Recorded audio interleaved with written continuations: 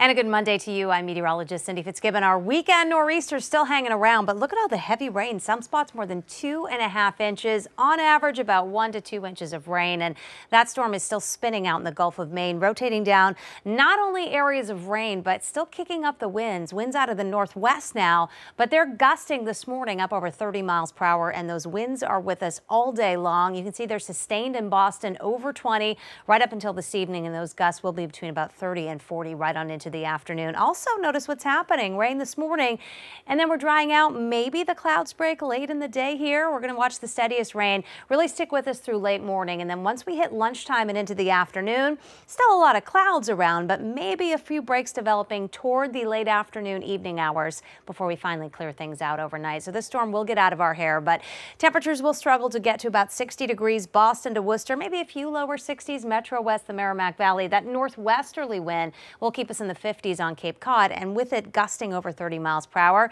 it's going to feel a little chillier than this if you're out and about through the afternoon. But at least we're drying out, clearing it out tonight.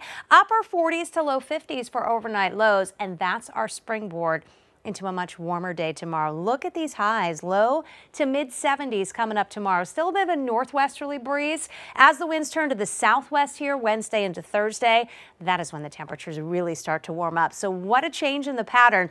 Average high this time of year is about 66, 67. We're above that by close to 10 degrees tomorrow, into the 80s on Wednesday, and making a run toward 90 degrees on Thursday.